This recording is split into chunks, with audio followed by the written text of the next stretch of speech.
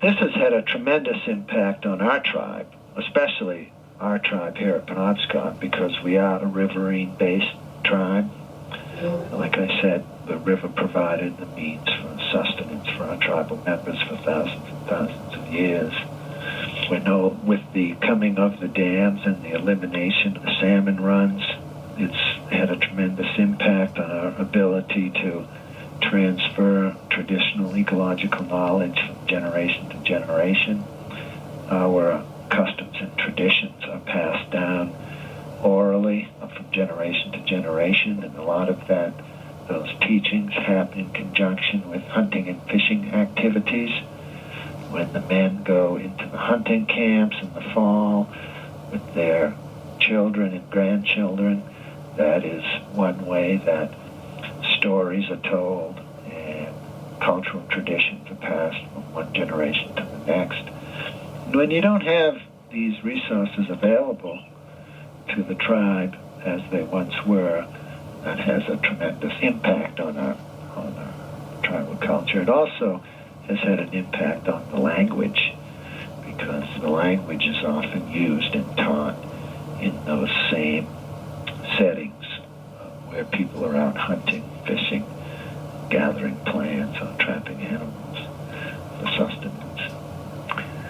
Within our culture, we have an inherent duty to protect and manage natural resources so that they are available to the next several generations of Penobscots. And that stewardship responsibility is an inherent part of our culture as a tribe and as the first stewards of this resource. So we feel that we have kind of a reciprocal duty to the resources they've provided for us for thousands and thousands of years, so it's ingrained in our culture to reciprocate and try to do what we can to improve the ecological integrity of our natural resources, and in our case, again, especially when it comes to the Penobscot River. So just the act of removing the dams themselves, regardless of whether there's a direct measurable increase in the number of fish returning or anything like that, there's still a direct benefit, positive benefit, because we are able to exercise that part of our culture as the original stewards of this resource.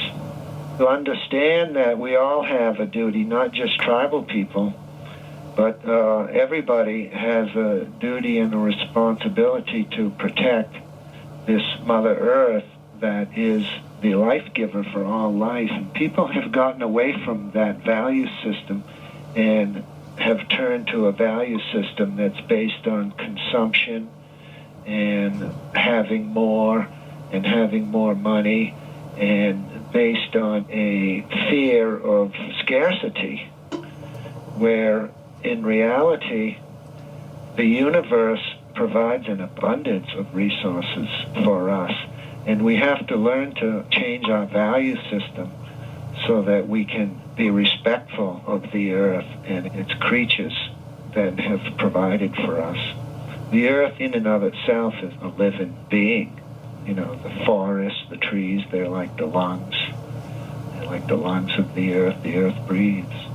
And the rivers and the waterways are like the circulatory system of our bodies. They nourish the planet, and they also carry away impurities.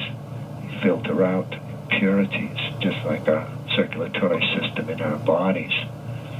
So think about the earth as an extension of your own human body, or vice versa, your body as an extension of planet Earth.